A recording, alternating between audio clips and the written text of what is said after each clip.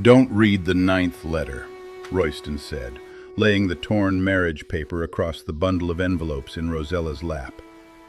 Rosella sat rigid beside the cabin table, one hand over her mouth, while 9 years of his handwriting rested beneath her fingers. Rain struck the window hard enough to blur the yard, and the cowboy standing before her said the gentlest mare would be saddled before dawn if she wished to leave. He still did not explain why he had never sent a single letter. The oil lamp between them made the torn paper look pale as bone. Royston's canvas coat dripped onto the floorboards. His hat shadowed his face, but it could not hide the strain in his jaw. Rosella looked down at the dates. 1 letter for every year since he had first known her. The last envelope, the one he had warned her against, had been written only weeks before her rented cabin burned. "Did you offer marriage because you had been waiting for my life to go badly enough?" she asked. Royston flinched as if she had struck him, though he did not step closer.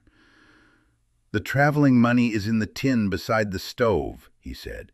"There ain't a door on this place that locks from the outside." It was not an answer. It was an exit. That frightened her almost as much. Rosella had spent most of her life learning the price hidden beneath a kindness. A room became unpaid labor. A meal became obedience. A favor became a claim. She could repay flour with sewing and shelter with bookkeeping. She did not know how to repay 9 years of love she had never asked him to carry. She set the bundle in the middle of the table as carefully as she might have set down a loaded pistol. "I won't leave tonight," she said. "That is all I can promise." Royston nodded once. It was the first thing either of them had said that sounded wholly true. 3 days earlier, Rosella had stood beside the stage road and watched the roof of her rented cabin fold into orange flame. Her sewing machine lay in the mud beneath a scorched quilt. Smoke had blackened her hands and hem. The fire had come the morning after she refused to sign Prentice Garrett's ledger. Garrett bought cattle notes and frightened people with the same cold patience. He claimed Rosella's late husband had left a debt large enough to swallow her wages for years. His remedy had been simple: marry him and let him manage what she owed, or surrender every tool and coin she possessed. When her cabin burned, 2 riders wearing Garrett's brand watched from a ridge until the roof fell. Then they turned their horses toward town. No boarding house would take her. Garrett had already told the merchants she was fleeing a lawful obligation. Royston found her in the church annex, sitting beside the ruined machine with soot on her cheek. He had not touched her. He had not cursed Garrett. He had crouched to inspect the machine's bent wheel as if that were the one part of the disaster he trusted himself to face. "I need someone who can keep a ledger from wandering into the realm of fiction," he had said. "You need a roof Garrett cannot order burned without answering to another household." Rosella had studied him. He was a small herd cowboy with 80 acres, a crooked barn, and a reputation for making jokes when a wiser man would keep silent. He was also the same young rider who 9 years before had broken a root cellar latch after hearing her cry in the dark. "My work for your roof," she had said. "When I save enough for Kansas, we part cleanly." Royston's answer came too fast. "Agreed." Then he had rubbed the back of his neck and added, "My oldest steer will be relieved." He has complained for months about the lack of civilized company. She had mistaken the joke for ease. She had not known there were 9 sealed letters beneath the spare blankets in the guest trunk. The morning after their discovery, Rosella woke before daylight. Her travel shoes remained beside the door, laced and pointed outward. She stoked the stove and set coffee to boil. Royston came in carrying mesquite wood. He placed it in the box with more care than the task required, then saw the letters still on the table. "Cornbread is there," she said. "I used 2 cups of flour. I wrote it down." His hand stopped above the chair. "If you keep account of every grain," he said, "I may have to charge you for making the place look less abandoned." Usually his foolishness warmed a room. This time it fell between them and died. Rosella poured his coffee. I do not intend to be accused of taking what is not mine. No one here will accuse you. You cannot promise what people will become when they believe they are owed." He looked at her then. His eyes were tired, not angry. "Do you need another peg for your coat?" he asked. "No." She glanced toward her packed satchel. "I have not unpacked enough to need one." Before he could answer, hooves sounded in the yard. A Garrett rider pulled up beyond the porch and threw a folded notice onto the step. He rode away without dismounting. Royston read the page once and handed it to Rosella. Garrett demanded that she present herself at the branding gathering in 4 days. If Royston refused, Garrett would persuade every cattle buyer along the trail to pass over Carver stock until the dry months ruined the herd. Rosella read the final line twice. "Yield the woman or lose the ranch." Royston stood by the window, his thumb hooked into his belt.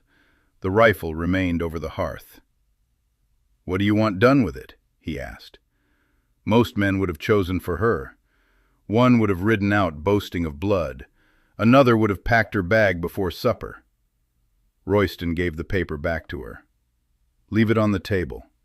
He did. That afternoon, Rosella opened his ranch books and discovered that Royston had recorded feed purchases on saddle receipts, a church circular, and the clean half of an old wanted notice. "You listed the roan mare's oats twice," she said. "She is ambitious. You also mistook a mud mark for the number 3. That mud mark has supported this ranch for 2 seasons. Rosella drew a line through it. "Its service is finished." A smile tugged at his mouth. It was the first honest warmth between them since the letters appeared. He leaned over the table to see what she had changed, then caught himself and stepped back before his sleeve brushed hers. The retreat was small. Rosella noticed it anyway. Later, while carrying scraps to the burn barrel, she stopped beside an unused storehouse leaning against the corral. The roof sagged at one corner, but the walls were broad and dry. Royston came up with a water bucket. "It could hold 2 beds," she said, before caution silenced her. "Perhaps 3. And a cutting table beneath that window. For sewing. For women traveling alone. A place with a stated price. No favors hidden beneath the blanket." She expected him to call it impractical. Instead, he set down the bucket and studied the beams. "The north sill needs replacing," he said. "The rafters are sound. Pine flooring would cost more than the canvas partitions. I can pay for the pine." "You are saving for Kansas." "I am deciding what I am saving for." He looked at her, and something in his expression made her grip the scrap basket tighter. "I can trade ledger work for your labor," she continued, "at a fair rate." "Then we had better argue over the rate before either of us becomes generous." They settled on terms at the fence, like 2 stubborn merchants. When they shook hands, Royston released hers first. The next 2 days took on a rhythm neither named. Rosella rewrote his account's mended harness and measured the storehouse. Royston replaced the broken sill and returned from the herd with dust in his beard and burrs on his coat. One morning he set a bruised yellow flower beside her thread snips. "Caught on my spur," he said, pouring coffee. Rosella examined the stem. "Your spur carried it through the door and placed it upright. Remarkable piece of ironwork."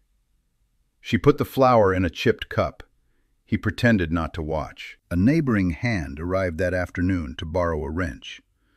While Royston searched the barn, the man leaned against the fence and gave Rosella a slow look. "Town says Carver found the cheapest bride in Texas. A woman running from a bill cannot bargain hard." Royston appeared behind him with the wrench. He did not shout. That made his anger worse. "The cheapest man in Texas," he said, "is the one who mistakes a woman's trouble for permission to shame her." He put the wrench into the fellow's hand. "Take it," Bring it back clean. Do not speak to my wife that way again." The hand mounted quickly and left. Royston turned toward the barn, but Rosella stopped him. "You spoke for me." His shoulders tightened. "I did. I could have answered him." "I know." He faced her. "I was angry and stepped in front of your words. I am sorry." The apology surprised her more than the defense. After a moment, she said, "He was still wrong." Royston's mouth twitched. I had reached the same conclusion. She almost smiled. That evening, the letters remained on the table. "You should put them away," Rosella said. "They have your name on them. They also have 9 years of your silence." Royston worked oil into a bridle strap without looking up. "Why did you not send them?" she asked. "The Texas Post is unreliable." The jest came by habit. Rosella's face must have shown what it cost her, because his hands went still. "I should not have said that." "No." He laid the leather aside. "I do not yet know how to tell you the truth without making it sound like a claim." "That is convenient." "It is cowardly," he said. "That does not make it false." Before she could answer, a north wind struck the cabin. The lamp flame bent. Rain hissed against the chimney, and the room darkened as if the night had pressed its palm over the roof. Rosella went to bed early, but sleep did not stay. Near midnight, the lamp in her room went out. Darkness closed around her. For one breath, she was 31 years old in Royston Carver's cabin. For the next, she was 22, locked beneath an employer's kitchen, while thunder shook dirt from the root cellar ceiling. Her hands searched the bedside table and found no match. Then a steady glow crossed the floorboards from the porch. Rosella opened her door. A second lantern hung beneath the eaves, positioned so its light reached her window. A dry tin of wax-dipped matches rested on the sill. The heavy bar that usually secured the cabin door leaned unused against the wall. Royston had remembered the cellar. He had not mentioned it. He had not brought the lantern inside where his care might demand notice. He had simply made certain she could find light and leave without asking him. The next evening, Rosella trimmed the wick of her own lamp. Then she went outside and trimmed his. She set 2 bowls of stew on the table. Royston came in, saw the second bowl, and removed his hat. "Am I being charged for this?" he asked. "Yes." "How much?" "You must sit down while it is hot." "That is severe." "Frontier justice." He sat. The meal was quiet, but not empty. Rosella told him which boards the storehouse required. He told her the red calf had learned to open a loose gate with her nose. When he rose to wash his bowl, Rosella let him. It was a small surrender. He seemed to understand that. The outside pressure tightened. A buyer sent word that Garrett had threatened to shut him out of 3 herds if he took Carver cattle. "I should go before the gathering," Rosella said the next morning. "You cannot sell principal to feed stock." Royston stared into his coffee. "If you leave because you want Kansas, I will saddle the mare," he said. "If you leave to save me from a choice I already made, then Garrett is still making both our decisions." His answer lodged beneath her ribs. Before she could find a reply, 6-year-old Nettie Bell arrived with a milk pail. The child stepped inside, saw Rosella's shoes lined beside her packed satchel, and frowned. "If you are Mr. Carver's wife," Nettie asked, "why do you sleep ready to run away?" The room became painfully still. Rosella could have laughed it away. Instead, she heard herself say, "Because every roof I was given eventually came with a charge I had not agreed to pay." Nettie considered that.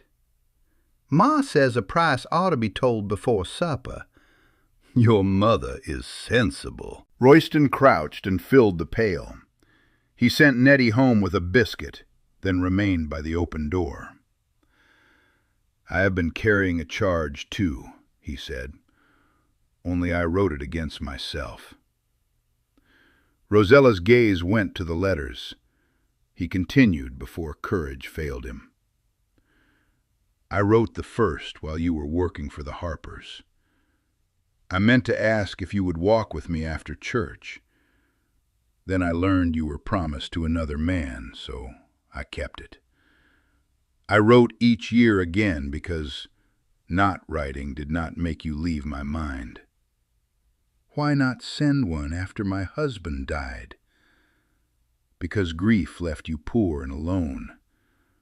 I feared that offering my heart beside a roof would sound too much like Garrett laying out his ledger.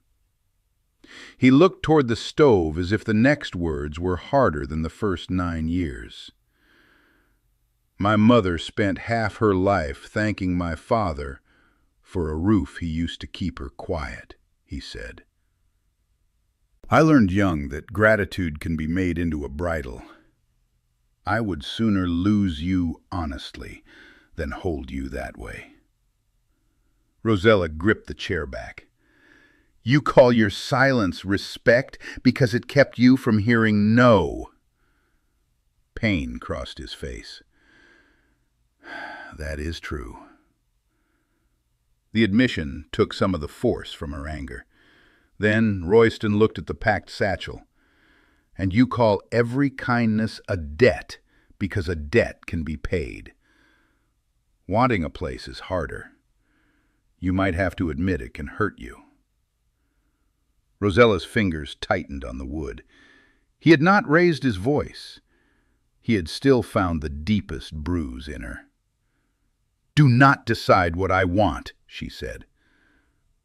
I will not. He stepped back from the doorway.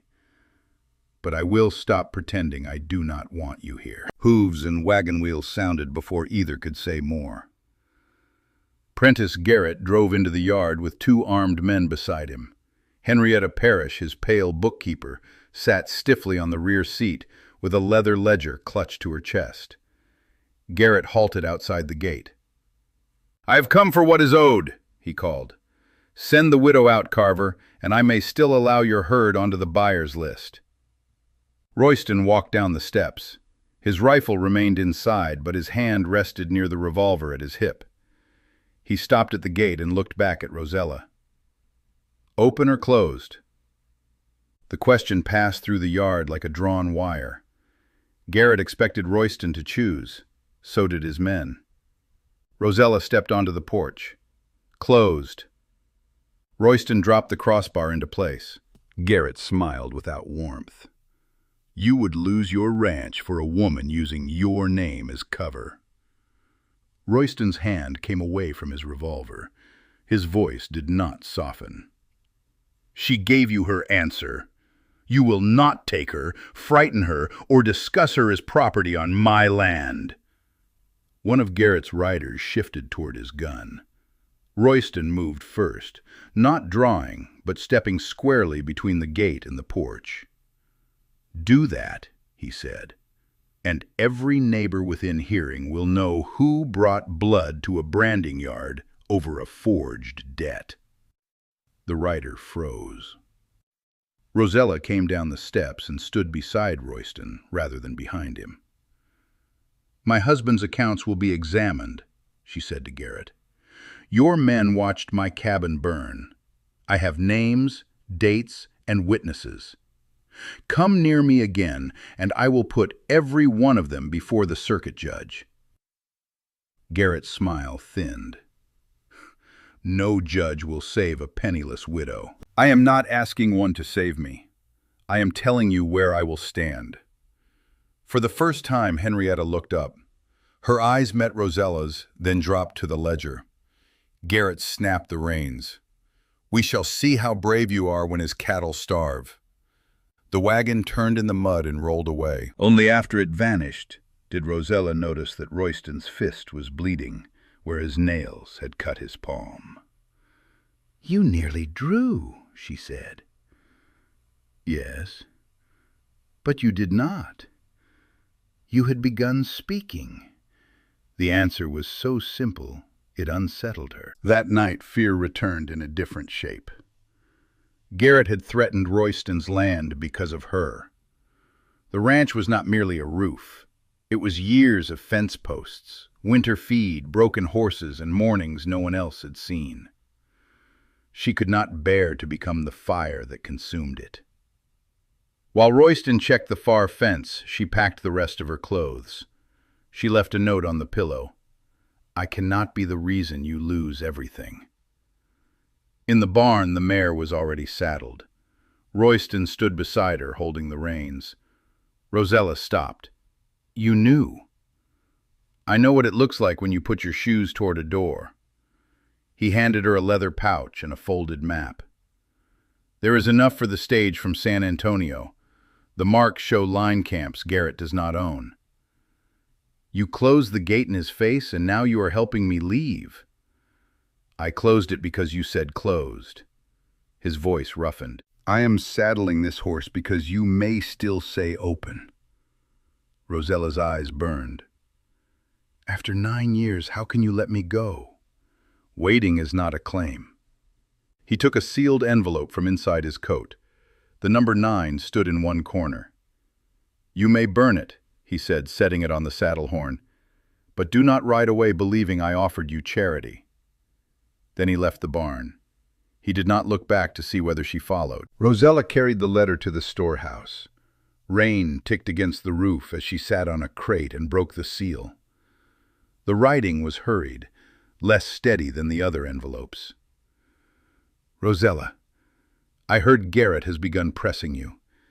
Every part of me wants to ride there and bring you away. I will not.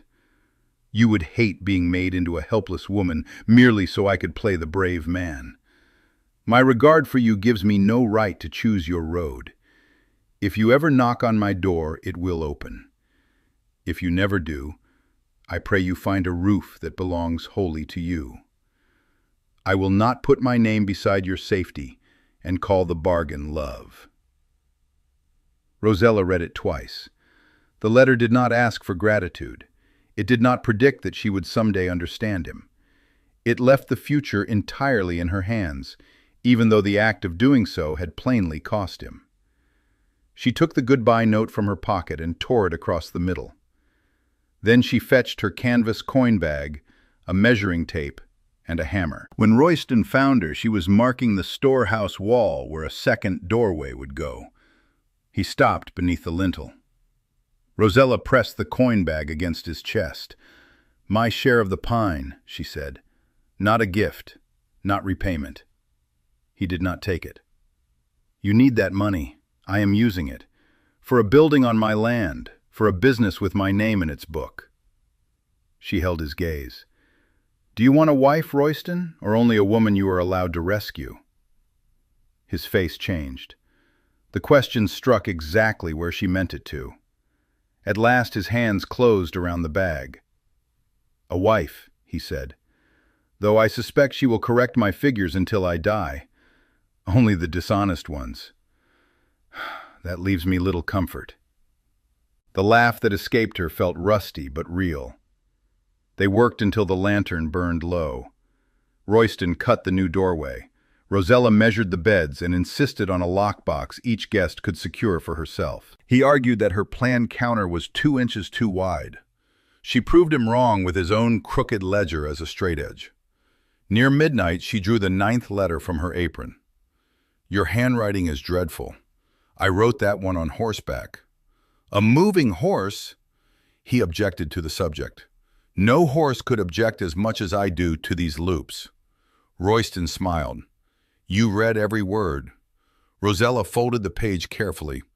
"I did." Before dawn, a hard storm broke over the ranch. Thunder drove a cluster of calves toward a ravine where mesquite roots turned the mud treacherous. Royston rode out. Rosella followed with the lantern despite his first sharp protest. "I know the high ground better," he shouted through the rain, "and I can see your left side better than you can." His horse slipped moments later. Rosella raised the lantern and called the firmer path. He trusted her without wasting breath on pride. They worked the herd together, his body and rope holding the panicked calves, her light and voice guiding them away from the drop. By dawn, every animal stood shivering but safe inside the half-finished storehouse. Rosella and Royston stumbled back to the cabin, soaked through. They sat on the long bench near the stove and fell asleep before either removed a coat, surrounded by the scent of wet wool and burning mesquite, while the last rain whispered over the roof. When Rosella woke, her cheek rested against his shoulder. Royston still slept. One of his hands was clenched in the fabric of his own coat, as if even in sleep he had refused to put an arm around her without invitation. Tenderness rose in her so suddenly it hurt. She stood, carried her travel shoes from the door, and placed them beside his muddy boots near the stove. Not hidden, not thrown away, simply turned inward. By late morning, neighboring ranchers, families, and the few buyers willing to defy Garrett had gathered for the branding. Word of the gate confrontation had traveled faster than any official notice.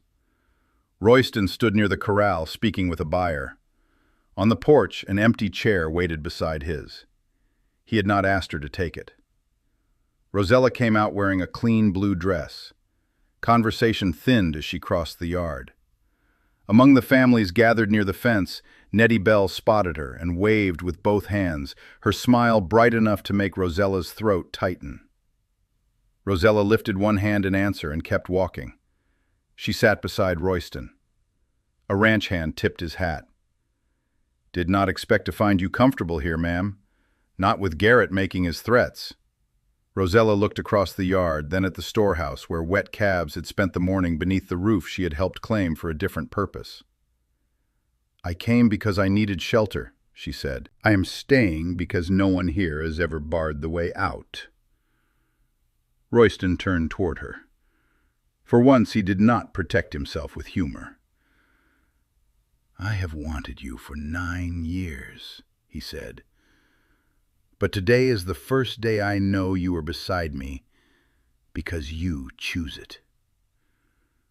Rosella placed her hand over his. "And this is the first day I am not counting what I owe you." His fingers turned beneath hers, palm to palm. The branding fire cracked nearby. Men began talking again, more softly than before. Rosella reached beneath her shawl and gave him the envelope she had finished before leaving the cabin. The number 10 stood in one corner. Royston broke the seal. "The first 9 years you wrote to a woman who did not know she was being loved. This letter is written to a man who will never have to wonder again. I am not staying for the rain, the debt, or the use of your name. I am staying because you opened the door and stepped aside.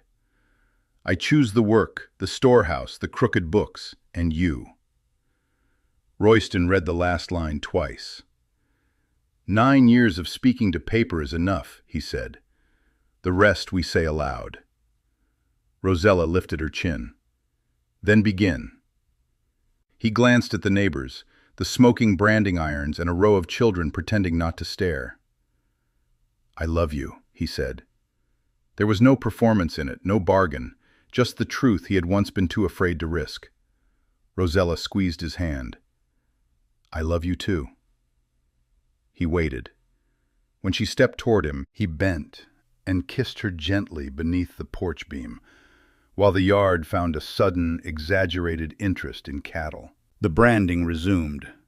Royston swung into the saddle and rode back among the bawling calves, his rope opening above him in one clean circle before settling around a young steer's neck. Dust rose around his boots as he dismounted, steadied the animal with 2 other men, and sent Rosella one brief look beneath the brim of his hat. She smiled before he turned back to his work. By noon, the first calves bore the carver mark smoke-thinned above the corral, and the neighbors had drifted toward planked tables set with beans, bread, and coffee. Rosella and Royston had only just found a place beneath the cottonwood when a buggy rolled out from behind the trees beyond the east pasture. It stopped beyond the gate. Henrietta Parrish sat alone on the driver's bench for a long moment, clutching the same leather ledger she had held beside Garrett. Then she climbed down and walked into the yard. "He keeps 2 sets of books," she said. "The private one shows paid notes as unpaid and new charges copied over old signatures. Your husband settled his debt with 3 horses years ago." She handed the ledger to Rosella, then pulled a folded statement from inside it. "I copied your name from a dressmaking receipt. Garrett told me no one would believe a widow over him." Rosella did not open the book at once. "Why bring it now?" Henrietta looked back toward the trees beyond the road. "I stopped beyond those trees before the branding began," she said. "I had the book with me, but I could not make myself cross the gate." Her fingers tightened around the folded statement. "Then I saw you sit beside him before you knew the debt could be broken. That gave me courage enough to come forward." Rosella reached for her hand. "There is room here," she said. "You may begin again." The ledger would go to the circuit judge, with witnesses from 3 ranches. Buyers who had feared Garrett began speaking openly. His power did not disappear in a burst of justice, but it cracked where everyone could see it. That mattered. More important to Rosella, the proof had arrived after she chose to stay. Freedom had not made the choice for her. Royston stepped away from the shade, giving her room beside Henrietta. "You no longer need my name between you and Garrett," he said. Rosella looked at him. Even now, with the threat weakened, he offered release before hope. She went inside, opened the new waystation ledger, and wrote on the first page, "Rosella Sutton Carver, 1/2 owner." Beneath it, she wrote, "Royston Carver, 1/2 owner, subject to correction in all matters of arithmetic." She carried the ledger back outside and placed it in his hands. Royston read the second line and looked wounded. Public slander. Accurate bookkeeping. His gaze drifted toward the cabin, where the torn marriage paper still lay beneath the bundle of letters. "I suppose the county clerk will have to make us another copy," he said. "The first one appears to have lost its temper." Rosella raised an eyebrow. "Then keep the next one away from your hidden correspondence." Henrietta laughed through her tears.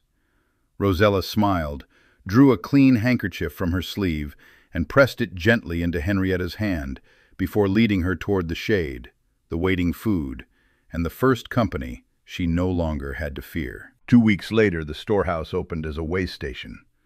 Henrietta became its first paying guest, and soon after its first bookkeeper. A clear price board hung by the entrance.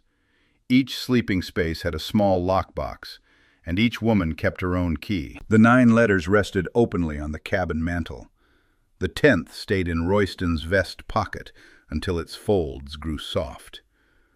Rosella's travel shoes remained beside his boots. She never burned them.